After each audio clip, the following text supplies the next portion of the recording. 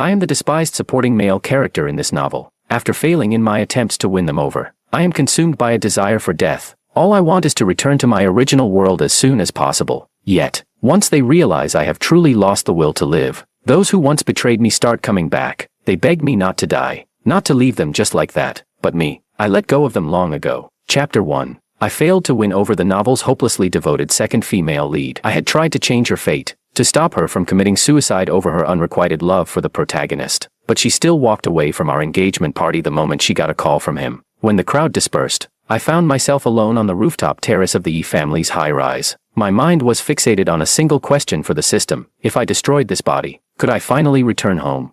Upon receiving a confirming answer from the system, I took a step toward the railing, but I had barely moved when a scoff sounded from behind me. I turned to see a familiar face, Rebecca, my adopted sister without a single drop of shared blood. I had found her in a dumpster when she was 7, brought her home, and raised her alongside me until she was 14, at which point her wealthy biological parents reclaimed her. The next time we met, she had become one of Edward's many fanatical admirers. My years of working 3 jobs to put her through school had only been enough to evoke her excitement upon our initial reunion. Afterward, she quickly saw me as the vile, envious loser rumored to hate Edward, and the only thing left in her gaze was mockery and guardedness. At my engagement party with Veronica, news arrived that the protagonist, Edward, had been kidnapped, and with it, everyone at the event was swept away, including my fiancée. Before leaving, she had even gripped my wrist, her gaze harsh and distrustful. "It better not be your doing," she said, turning her back on me without another glance. It was the 100th time she had chosen Edward over me since I'd come into this story,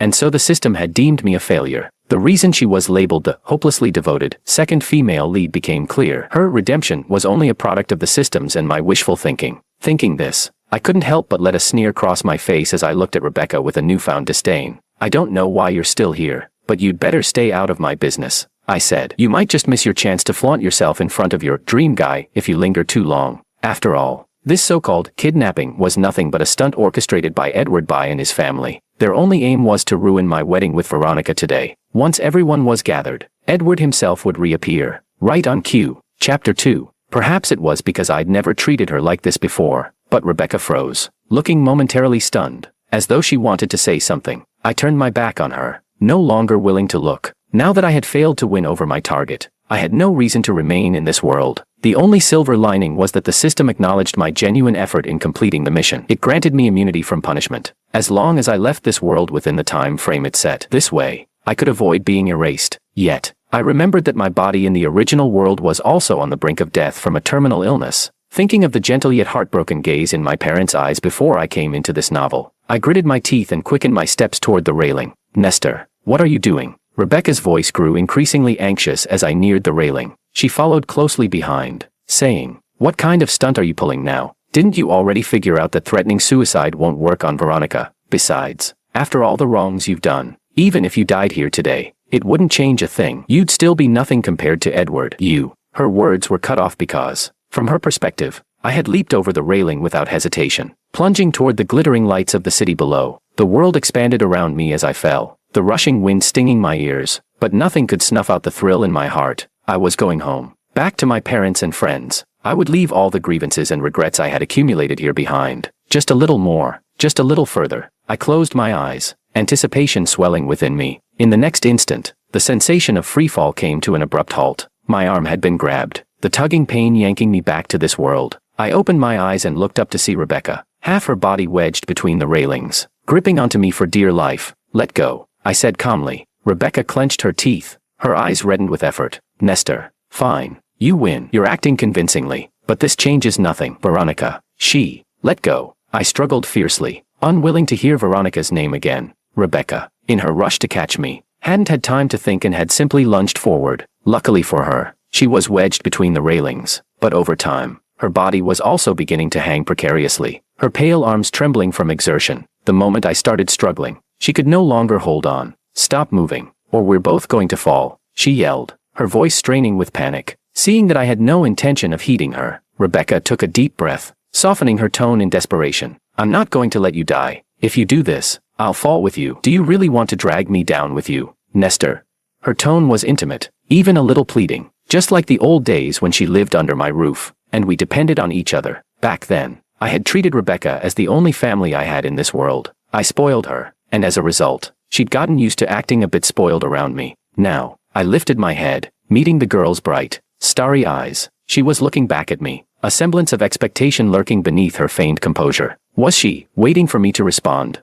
The thought almost made me laugh at my own delusion, and I did laugh, looking directly into her eyes as I spoke slowly and deliberately. Whether you live or die, who cares? All the color drained from her face in an instant. Rebecca stared at me blankly, as if unable to process my response, her grip loosening. A glimmer of hope flickered in my heart. Chapter 3. Just as her fingers were about to slip, a cry came from the side, and shouts for help started echoing around us. Rebecca snapped back to reality, tightening her grip on me once more. She glanced down at her nearly released hand, her expression conflicted. When we were both pulled back to safety, she was uncharacteristically silent, a change from her usual antagonism toward me. Later, when I tried to slip past the guards and jump over the railing again, Rebecca pushed through the crowd. Without a word, she seized my wrist in front of everyone. With Edward still missing, "You're the primary suspect. I have a duty to keep an eye on you," she said, her eyes rimmed with red. When she noticed me looking, she turned her head away, pouting with indignation. For a split second, I saw a hint of sadness on her face. Sad about what?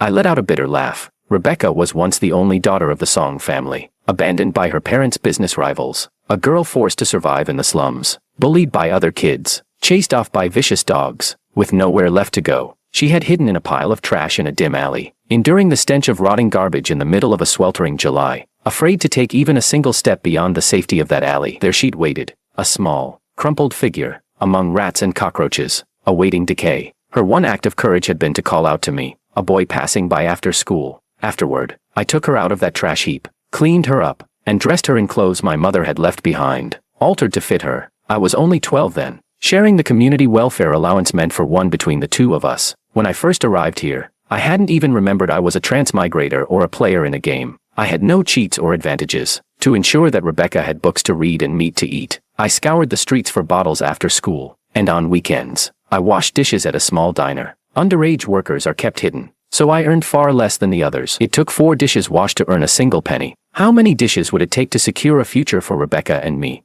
I didn't know. I simply picked up each dish, rinsed, scrubbed, and repeated. Numb to the process, the diner's stifling back kitchen, the whirring Nestor fan, and the thick grease stains were the markers of my childhood. I once asked Rebecca why, of all the people passing by that alley, she had called out to me. The young girl had smiled up at me, her face beaming. She said she had chosen me after watching for a long time, believing that, out of everyone, I was genuinely kind. And now, this same Rebecca, after being taken back by her birth parents at 14, had never contacted me again. The one who once claimed to believe in my kindness had, after only a few moments' hesitation, chosen the protagonist's side whenever we clashed. She'd loudly condemned me, expressing her disappointment and disdain. Thanks to her insistence on keeping watch over me on Edward's behalf, I had no chance to attempt suicide again for the entire return trip. She had even called several bodyguards to keep an eye on me. After seeing me jump without hesitation twice, she finally realized that I wasn't bluffing. I genuinely wanted to die. Her attitude toward me softened considerably. On the way, she even tried to patiently console me. She said, "You may have done plenty of wrongs in the past, but Edward isn't one to hold grudges. If you just apologize sincerely, things can go back to the way they were."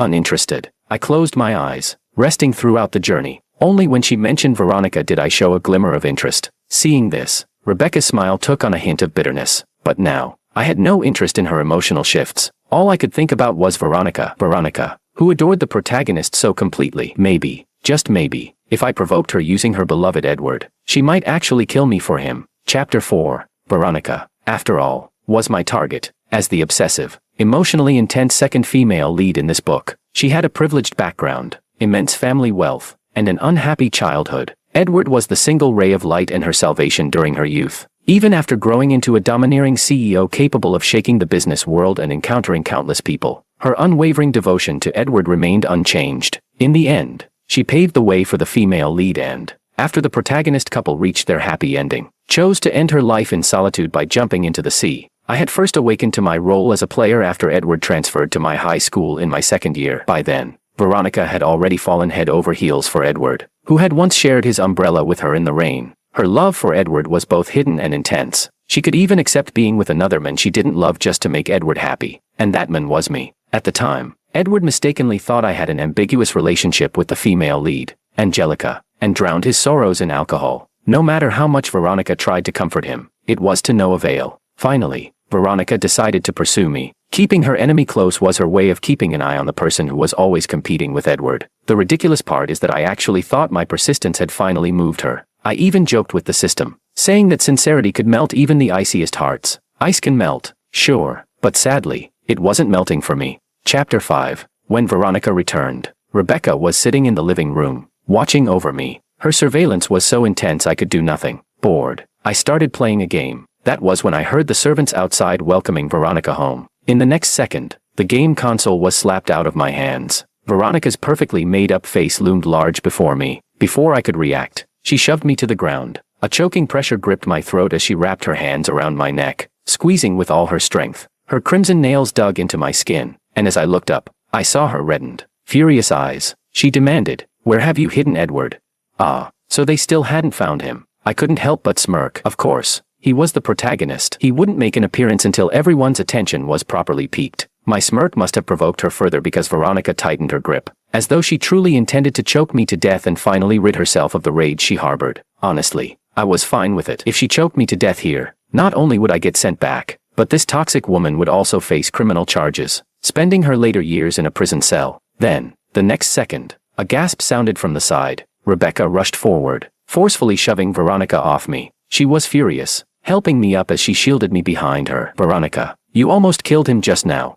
Veronica, looking down at her hands in shock, glanced up, her expression hardening as her gaze settled on me standing silently behind Rebecca. "Rebecca, Nestor is my fiancé. Whatever happens between us is none of your business," she declared coldly. She brushed past Rebecca and ordered me, "Come here," but I didn't respond to Veronica's call like I used to. Rebecca, unable to hold back anymore, tightened her protective stance around me, shouting, "So you know he's your fiancé? Is this how you treat him? Who gave you the right?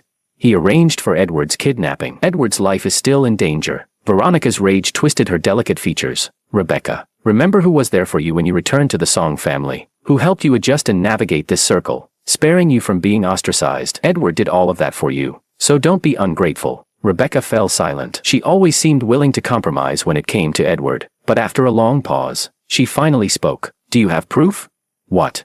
I said. "Do you have proof?" Rebecca's voice turned passionate. "There's no evidence at all that Nestor did this. Why is everyone so quick to blame him?"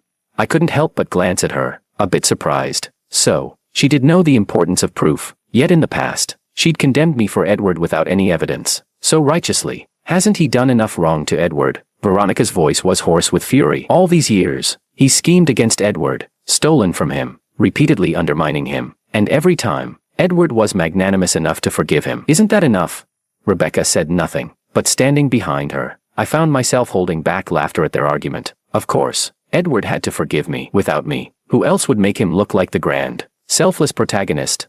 As my patience wore thin and I stifled a yawn, preparing to provoke Veronica into killing me, Rebecca spoke up. "I believe him," she said. "What?" I couldn't help my shock. "I believe Nestor. I believe he's innocent," Rebecca repeated, louder this time. Veronica's gaze toward us grew colder, more penetrating. "Don't put your faith in me," I said from behind Rebecca, my smirk unfaltering. "I'm already branded as the villain 100 times over. One more won't make a difference." With that, I tried to step past Rebecca and leave, but she grabbed my wrist, and as I turned back, she didn't look at me. Instead, she fixed her eyes on Veronica and asked, "What would drive someone to prove their innocence by choosing death?" "Rebecca, don't let him fool you," Veronica warned coldly, but Rebecca ignored her. Continuing, I kept wondering, who would go so far as to risk their life to clear their name? The only reason must be, she paused, swallowing back her sorrow, then finished. The only reason must be that he has faced countless moments of being misjudged, unable to defend himself, and this was his only way to prove himself. "Veronica, when you walked out on him earlier, he jumped right in front of me. He truly doesn't want to live." "Oh, now I got it." Rebecca had spent the afternoon casting glances my way, piecing together a story in her mind. She must have interpreted my genuine, joyful smile when I attempted to jump as the relief of escaping my suffering. I saw Veronica's pale fingers tremble, a flash of pain flickering in her eyes as she looked at me. I wanted to interrupt their fantasies, but Rebecca was already dragging me toward the door. She was still talking. "They may not believe you, but I do. Nestor, come with me." "No." This time, I shook her off. Rebecca looked at me, stunned, as I gave her a cold smile. "Don't bother playing the good guy, Rebecca," I sneered. "I don't trust you one bit." Seeing her actions, I knew that as long as I stayed by her side, I'd never get another chance to go home. Sticking with Veronica, who was still seething with anger, was a much better option. With the right push, I might even be able to achieve my perfect ending, my return home and her imprisonment. Chapter 6. I expected that, after rejecting her repeatedly, Rebecca would react with anger, maybe slip into her usual sarcastic tone with me, but she didn't. She just stood there, silently looking at me, her eyes gradually misting over. "I won't let anything happen to you," she finally said, leaving those words behind as she turned and walked away. I looked back to see Veronica, who remained silent. "You and she seem close," she remarked, her expression as cold as ever, though there was a trace of bitterness in her eyes that she probably hadn't even noticed. "We're all right. I did raise her. After all, it was the first time I openly shared my relationship with Rebecca. Her troubled past in the slums had been thoroughly hidden by the Song family. No one knew how she survived or who she'd spent that time with. The next second, my world spun as Veronica pushed me back onto the sofa, her hands once again lingering at my neck, but unlike before, she squeezed gently this time, her touch almost intimate. I looked up at her, meeting her gaze in silence. After a long moment, she seemed to relent, sighing softly as she let go, her thumb brushing over the bruises on my neck that she'd left earlier. She rested her head on my chest and murmured, "Let's stop fighting. Tell me where Edward is, won't you?" For a brief moment, I thought I saw real emotion in her eyes, the kind I had glimpsed when she once asked me to marry her, holding a ring. Back then, she'd said, "No matter what happened before, as long as you're good from now on and don't do anything wrong, we'll be happy together." But I had already realized that she'd only pursued me to bring happiness to Edward, so I'd given up on her by then. Still, for the sake of the mission, I swallowed my humiliation and accepted the engagement ring she offered to me, but in her heart, meant for someone else. As she slipped the ring onto my finger, Veronica had smiled in relief. She'd even kissed me passionately amidst the crowd's cheers, though moments later, she'd left for Edward after hearing news of his car accident. And now, looking at her face once again, I allowed a smile to creep across my lips. Veronica's eyes lit up, her tone rising with a hint of hope. "Nestor, won't you just listen to me this once? I won't pursue what you did this time. If you stop hurting Edward, we can finally be happy together. In your dreams." My words cut through her speech, as if that would happen. "Veronica, do you think this is some fantasy where we all live in harmony? If you're so capable, then go ahead, kill me. Don't think I won't." Her voice turned cold. "Go ahead, do it. If you can't, then you're just a coward." I threw out the taunt, but soon enough, exhaustion hit, and my vision went black as I lost consciousness. While I was out, the system reminded me that I needed to hurry and leave this world. My time was running out. As I began to regain consciousness, my mind felt clouded. Warm fingers traced over my face, accompanied by the occasional gentle, warm kiss. I thought it must be a hallucination. In 7 years of courting Veronica and 5 years of being her boyfriend, the times she'd kissed me willingly could be counted on one hand. Yet this hallucination felt all too real. I could even hear her voice, tinged with exasperation, whispering in my ear, "Nestor, what am I going to do with you?" Unable to take it any longer, I opened my eyes, only to catch a fleeting glimpse of emotion in Veronica's gaze before she could mask it. I was momentarily stunned. Veronica was always so composed, so reserved. I'd never seen this expression on her face, a mixture of pity, resentment, restraint, and reluctance, emotions layered one over the other, making her look almost like a stranger. But this unfamiliarity only lasted a couple of seconds. Her expression soon hardened again. "Tell me where Edward is," she murmured, her voice low and almost hypnotic. In her hand, she casually toyed with a syringe. Noticing my gaze, she smiled and explained, "A rare item. Something that only circulates among the elite. Just a milliliter will induce unbearable pain for 3 minutes before the victim dies, and the coroner will only find evidence of a heart attack." I chuckled. Veronica's eyes lit up briefly as if she thought I'd finally relented, but her expression quickly morphed into shock, because I had grabbed her hand, pushed the syringe's needle to my neck, and injected it. "Veronica, let me tell you a secret." My voice was weak as I looked into her stunned, helpless eyes. I said, "Once, I was kind to you because I loved you. I know.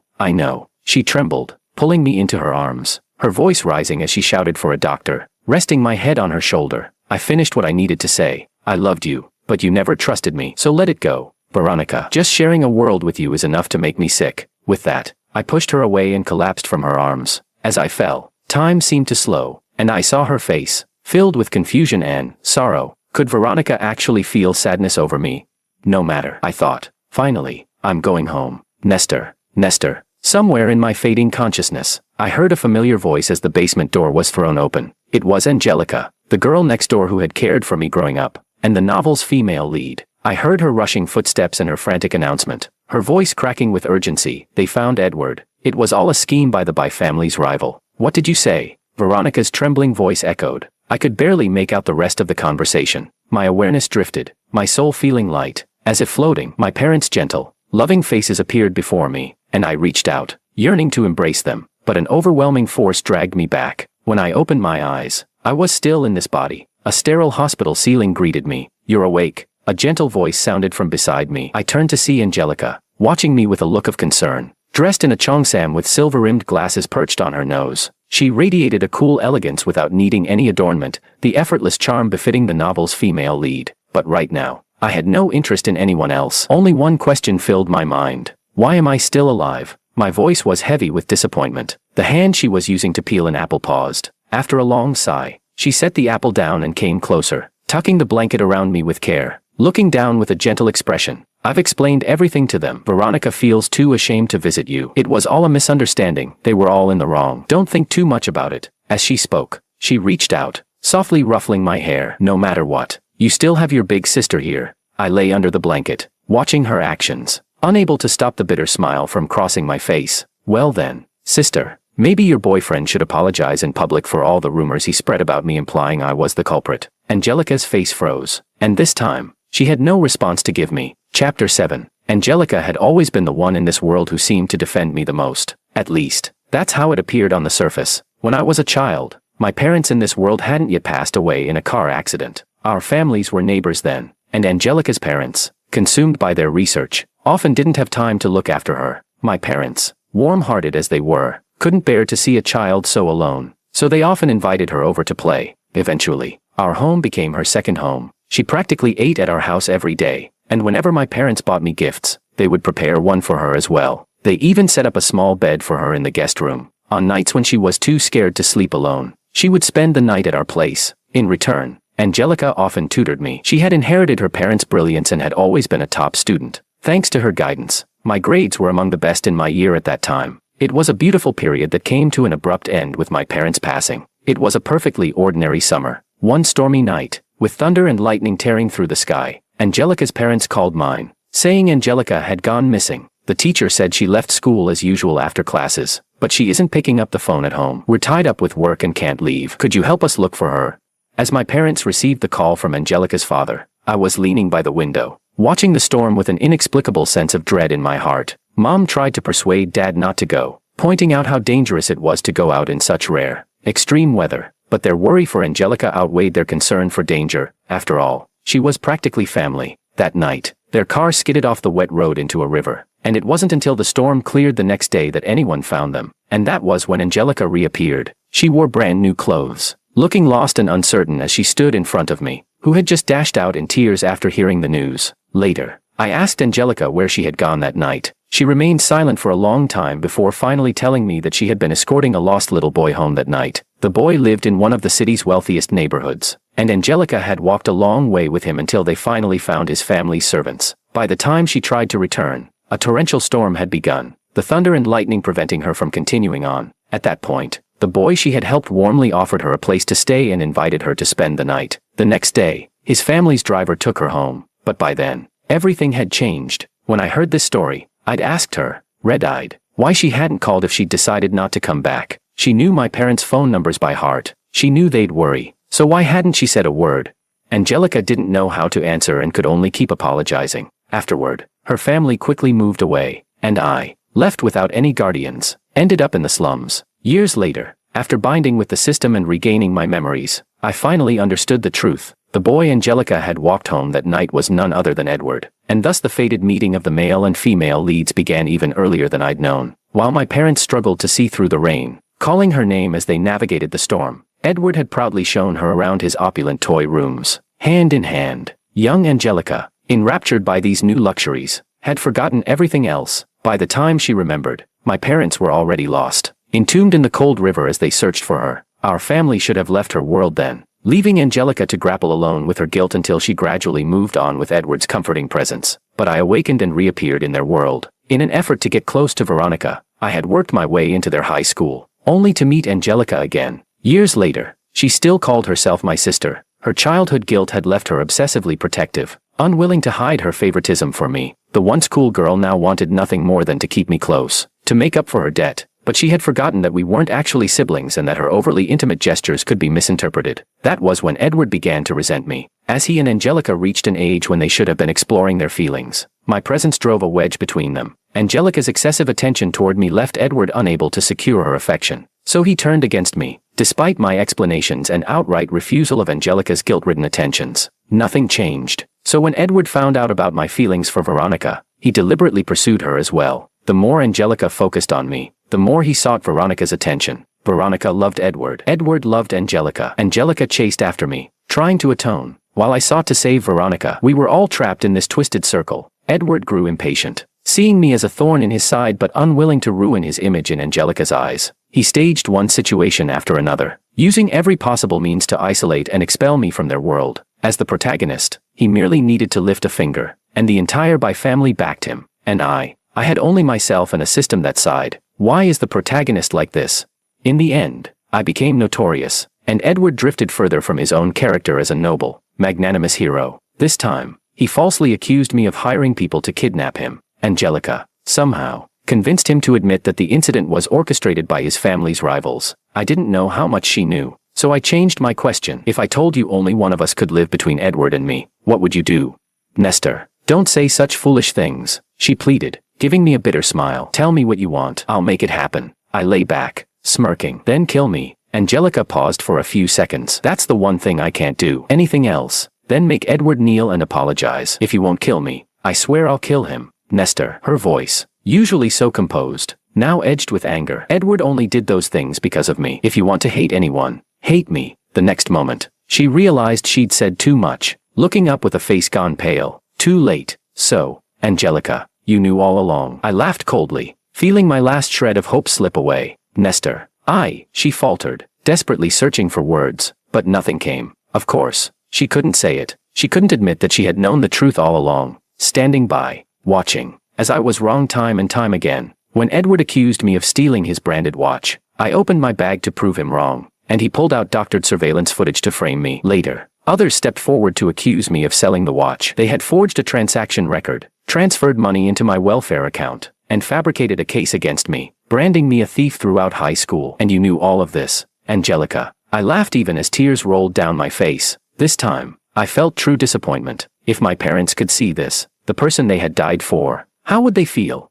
Angelica, my neighbor and childhood sister, her once proud posture now crumbling with every word I spoke. Chapter 8. Back when I was publicly bullied at school under a host of false accusations, I would look at the angry faces around me, vowing to reveal the truth someday. But how could I, alone, ever stand up to the powerful Bai family, who orchestrated everything for Edward? Every time I tried to explain, I'd be met with a deeper pitfall. All I could do was watch as the misunderstandings piled up. If you'd spoken up even once back then, maybe they'd believe you. Even if they wouldn't believe me, you can defend him all you want, but am I not a person too? Did I deserve all this? I looked at Angelica, speaking each word deliberately. Her hands shook as she tried to reach out, as she used to, but I pushed her away. Angelica, who are you loyal to? I laughed through my tears. Stop it, please stop. She hunched over, shaking as a fit of coughs racked her body, but I ignored her, continuing. You wanted to make it up to me, yet you also protected Edward. You tried to have it both ways but failed at both. I must have been cursed to know someone like you. Suddenly, Angelica slapped herself hard, her glasses flying off, and her pale face marked with 5 distinct fingerprints. She trembled, unable to defend herself. Finally, the once proud woman knelt on the cold hospital floor, her voice hoarse as she said, I was wrong. Nestor, I wanted too much. I failed both you and Edward. Tears rolled down her face as she looked up at me, her gaze shattered, nearly desperate. What do I have to do to make you forgive me? Please, Nestor, your parents are gone. I just want you to keep living. She reached out, trembling, trying to touch the hem of my clothes, her body convulsing from the memories that tormented her, but I only stepped back, looking down at her. Angelica, I'm no fool. I'm done with your empty promises. With that, I turned and left the room. She collapsed onto the floor, gasping, her face flushed as she struggled for breath, still trying to call me back. Nestor, she forced a faint smile. Can't you forgive your sister?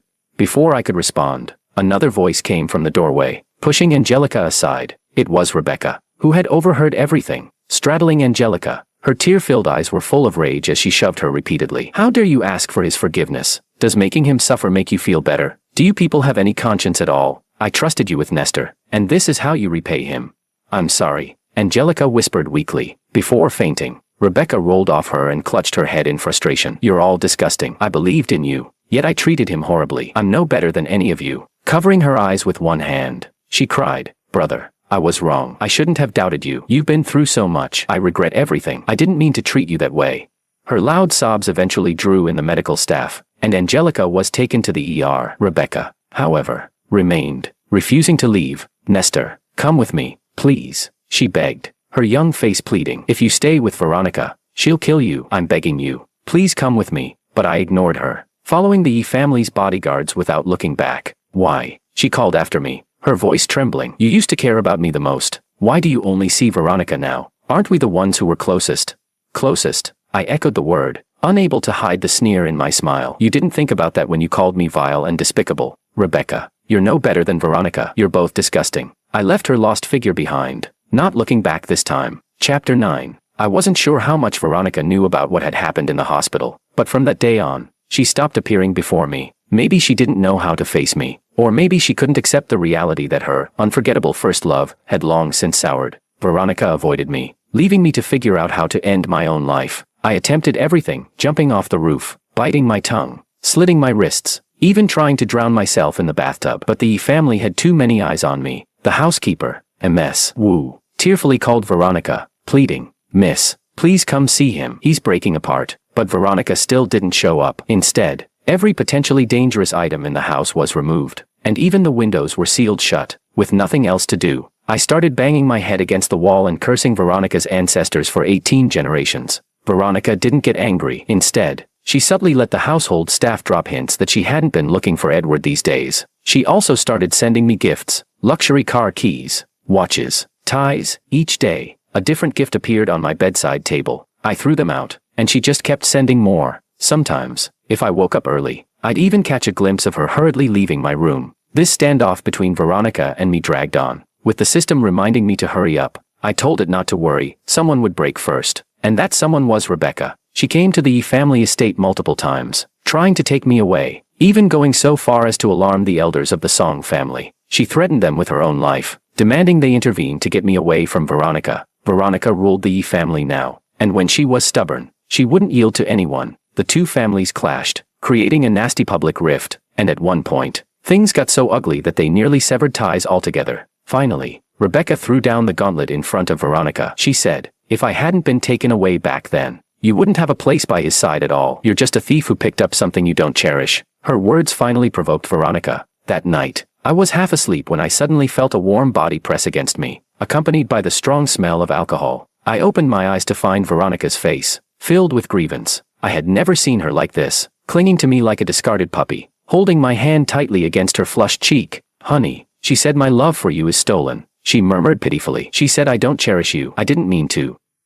I just didn't know how to face you. Veronica, I'm not your husband. You walked out on our engagement ceremony the moment it started. I'm not even your fiancé. I coldly interrupted. My words stunned her, her body freezing midair, the haze of drunkenness slowly fading from her eyes as clarity returned. But then she chose to pretend nothing was wrong, clinging to me again. No, my Nestor loves me. He'll be my only husband. But I just looked at her coldly. Veronica, you're not young anymore. Stop playing these games. If you had the same loyalty to Edward that you did before, I might still have some respect for you. At last, my words angered her. She slammed a fist into the pillow beside me, her hand sinking into the soft down feathers. After a long pause, I looked up and met her bloodshot eyes. What do you expect me to do? My parents only saw me as a tool from birth. If it hadn't been for Edward, I wouldn't have survived. What am I supposed to do?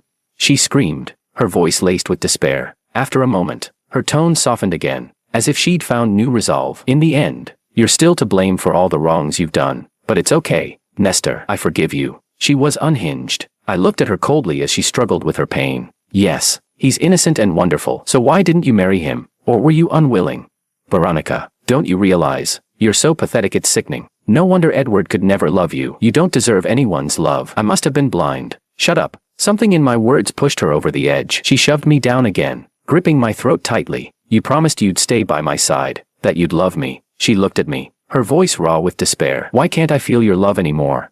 She screamed, her voice trembling with fear and helplessness she didn't even realize, her tears blurring her vision as she searched my face for any trace of affection. My face flushed red as I struggled for breath, but I just sneered at her. Yes, that's right. Choke me when I'm gone. You can face the consequences. But just before I suffocated, she came to her senses, abruptly releasing me. You're trying to make me kill you. You'd rather die than stay with me. For a moment, her once proud posture seemed to collapse, leaving her looking utterly defeated. She bent over, coughing, and then started to mutter to herself, as if to reassure herself. No, you still love me, Nestor. You're just mad at me. I'll make it up to you. She leaned forward, clutching me tightly. Let's get married. Okay, we'll live happily. Just the two of us. No one else. Her voice was thick with tears, soaking my shoulder. I pushed her away and slapped her hard. Veronica, if you want to kill me, just do it. Spare me the nauseating talk. The slap left her stunned. Her face turned to the side. Finally, she stood up in silence. As she reached the door, she laughed bitterly. You blame me for favoring Edward, but are you so innocent? Angelica broke ties with the By family for you, and Rebecca only has eyes for you. Can you really say there's nothing between you and them? You're right. I laughed behind her. If they're so good to me, then I should leave you and choose them instead. Veronica seemed almost burned by my laughter, fleeing the room as if she couldn't get away fast enough. The next day, someone unexpected showed up. It was Edward. According to him, Veronica had asked him to explain their relationship to me. He was dressed in a custom-made suit, smiling pleasantly. As soon as he sat down, he sighed. I'm troubled by how Veronica keeps hovering around me. What am I supposed to do?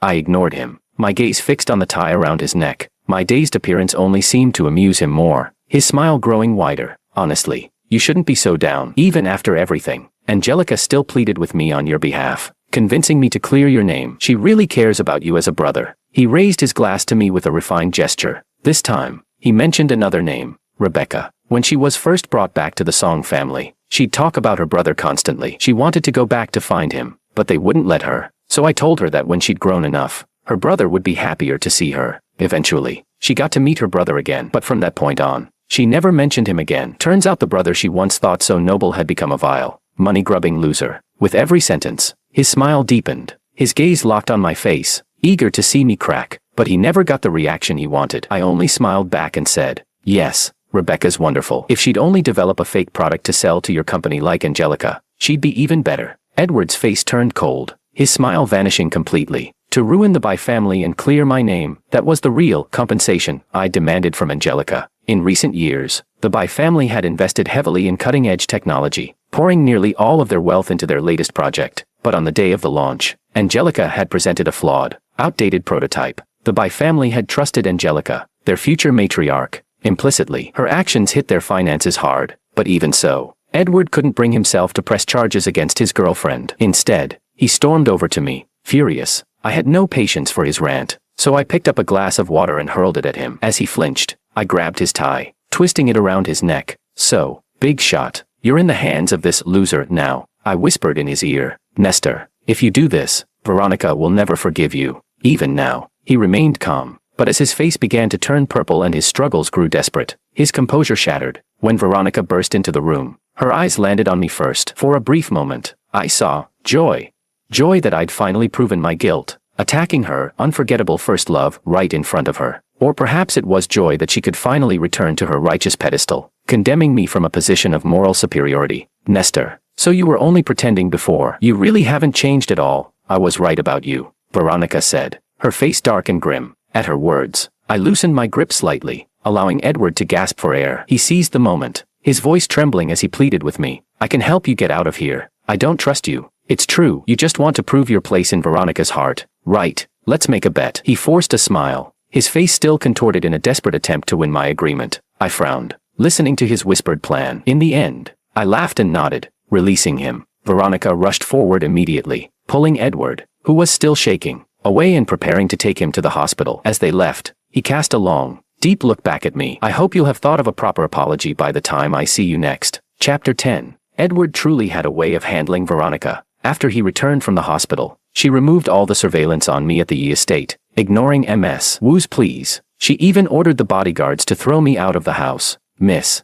I'm begging you. You'll regret this one day, Ms. Wu said tearfully. I never will. Veronica replied with a cold sneer, her expression one of absolute confidence, as if she had already figured me out. I played along, pretending I didn't want to leave. The more I resisted, the more it solidified the idea that all my previous antics were just attempts to get her attention. Veronica's face grew darker. Edward was right. I've been too lenient with you. You really do need a lesson. Finally, I couldn't help but lower my head and ask her softly, after all this time, Have you ever once sincerely believed in me?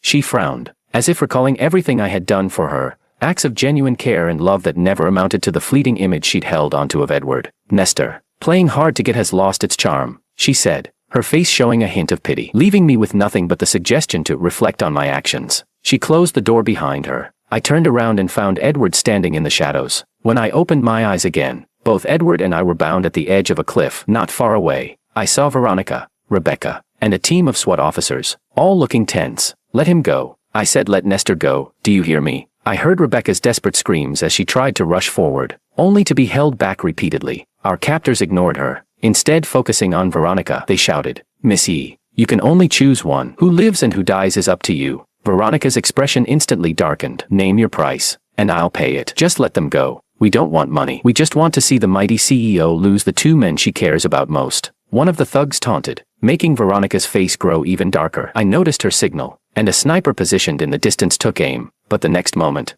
Edward, beside me, let out a pained cry as he was pushed closer to the edge. When Edward regained his composure, he called out to her, his voice trembling, Veronica, Veronica, don't worry about me, he said. There was still a bandage on his forehead from where I'd struck him the previous day. Standing there against the wind, he looked like a young bamboo stalk, frail and on the verge of snapping. Veronica's gaze lingered on his injury for a moment, her expression dazed. Stay still. One of the captors yanked him roughly, forcing him to stumble closer to the cliff's edge, making everyone hold their breath. Veronica's face was filled with an almost tangible murderous intent. Edward, however, glanced at me and gave a sly smile. You've lost again, he whispered. Aren't you afraid they'll discover this is all an act you orchestrated? I asked. Heh, Edward sneered. With the Bai family backing me, they'll never find out. Hasn't it always been this way?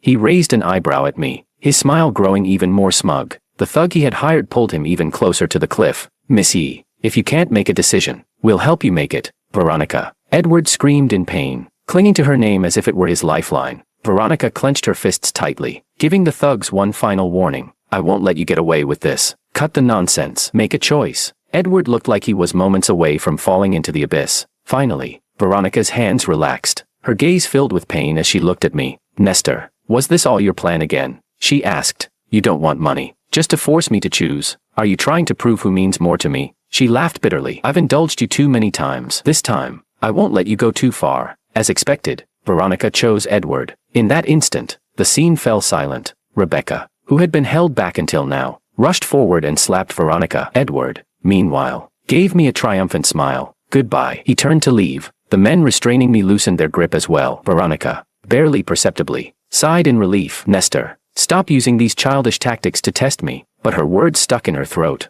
I deliberately stepped back, moving to the edge of the cliff. With one more step, I would fall, disappearing into the ocean below. Nestor, Veronica called my name in a trembling voice. Brother, don't throw your life away for these people. Rebecca, held down on the ground, was crying uncontrollably. Come back, brother. Let's live our lives together. I was wrong back then. I shouldn't have let jealousy drive me away. I should never have left you to this horrible woman. But I only shook my head gently, looking at them with a calm gaze. Veronica, this is the 101st time. What? You chose Edward for the 101st time, I said, watching the panic grow on her face, a subtle satisfaction rising within me. I genuinely loved you. If you'd chosen to believe in me even once, we wouldn't be here today. Then, I turned my gaze to Edward. There's something you might not know. I left a gift for both of you. I pointed to the second button on my shirt. Right here. There's a hidden camera. Everything you just said and did has been broadcast live. I wanted to go home, but I didn't want to leave behind a tarnished name. The injustices I endured were real, and I didn't want to be remembered as a thief after I was gone. When I first came to this world, I greeted everyone with nothing but kindness. For a brief moment, Edward looked panicked, but then he seemed to calm down, as if realizing something. Of course, he had the Bai family. Manipulating the footage and shutting down my stream would be child's play for them. In Edward's mind, he assumed my broadcast had been cut off almost instantly, but the look on my face made him hesitate, and he grabbed someone's phone in a panic. The internet was already flooded with headlines about him. Hashtag Bai family airs manipulative games. Hashtag rich boy bullying. Hashtag. These phrases quickly rose to the top of the trending lists, with countless people posting clips from the live broadcast as evidence. The video clearly captured his confessions of slandering me and every vile word he'd spoken. Veronica, unable to hold back her curiosity, pulled out her phone to check, her face turning pale as she looked up, meeting my gaze. It's fake. It's all fake, Edward screamed, pointing accusingly at me. But then he glanced around, realizing something. The heroine of his sweet romance novel wasn't there. He turned to me, and I didn't hold back the truth. It was her idea. She even supplied the camera. So, the rest of your lives will be spent hating each other. Enjoy tearing each other apart. With that, I leaned back. In full view of everyone, I fell off the cliff. No, a wail rose behind me, though I couldn't tell if it came from Veronica or Rebecca, but I no longer cared. As I plunged into the ocean's depths, my soul seemed to rise above. I saw Veronica kneeling, her face streaked with tears as she stared in horror over the edge of the cliff, eventually vomiting blood. Rebecca broke free from her restraints, attempting to hurl herself off the cliff after me, but was stopped at the last moment by the Song family members. Meanwhile, in the distant city, Angelica sat in silence at her computer, repeatedly refreshing the trending topics. A deep red gash ran across her wrist, blood dripping steadily, but she only glanced out the window. After a while, she closed her eyes and whispered, "Nestor, you must really hate me. It's okay. I've avenged you, and I haven't even spared myself. When we meet again, I'll treat you better. I promise." In that final moment, I saw my parents' kind faces and the concerned looks of my friends. Just as I was about to depart from this world, I heard the system's voice. "A strong wish to keep you alive has been detected. Mission complete. Reward granted." When I opened my eyes again, my mother was gripping my hand, overcome with emotion. A miracle happened. "Nestor, the doctor said your illness vanished overnight." I couldn't hold back any longer and threw myself into their arms, crying. I was finally home. Epilogue. Much later, after I'd returned from the hospital and resumed my school life surrounded by friends and teachers, I heard the system's voice again. It was time for a follow-up. Accompanied by the system, my spirit revisited the world inside the book, witnessing the endings of those I'd left behind. After seeing me fall from the cliff, Veronica went mad, directing all her rage at Edward. She uncovered the hidden truths, forcing Edward to publicly apologize for slandering me. But she didn't stop there. She launched an all-out campaign against the Bai family, draining their resources, and within 3 years, they went bankrupt. Even kneeling outside the Yi family mansion in the rain couldn't soften her heart. Eventually, she spiraled into a life of drunken self-destruction, ignoring her responsibilities until she was dismissed as CEO by the Yi family. She returned alone to the school where we'd once studied together, clinging to our shared past. One day, she began coughing up blood, but she paid no mind, drinking and calling my name. She was in the final stages of stomach cancer when I visited her in her dingy apartment. She'd been unconscious for 3 days. Her spirit seemed to see me, smiling with a dazed, childlike happiness. "You look so different now, happier than ever." "That's good," she said softly, reaching out to touch my cheek. I turned my head, avoiding her touch. Veronica looked disappointed, a bitter smile forming on her lips. She said she'd soon be gone, able to join me and make amends. But I only laughed. "Only you're dying, Veronica. I have a new life in another world, filled with light and warmth. You're the one who will rot in darkness forever. Even in death, we'll be worlds apart." With that, I vanished, leaving her sobbing alone. As for Edward and Angelica, Angelica's attempt to end her life was thwarted by her family, who managed to save her. But with the Bai family targeting her for the disgrace she brought upon them, she became their new victim. Before Veronica finished off the Bai family, Edward turned his bullying methods on Angelica, repaying her with all the cruelties they had inflicted upon me. When the Bai family collapsed, Edward went to Angelica's house, asking if she would still give him a home. She welcomed him inside, and that night, she lit the gas. Neither of them saw the sunrise. Rebecca despised her former weakness, but after breaking away from the Song family, she moved to a remote mountain area to teach, disappearing from the world. When she saw me in her dreams, she was overjoyed. "Brother, I've learned to help others, just like you did. Are you proud of me?" But I looked at her with an indifferent expression and shook my head. "Rebecca, your choices are none of my concern. From the moment you decided to hide the fact that the boy who raised you for 7 years was your brother, we ended. I have my own life to live," she cried, reaching out to hold me back, but I had already turned away, leaving behind the shadows of the past. From now on, I would look forward, leaving the darkness far behind.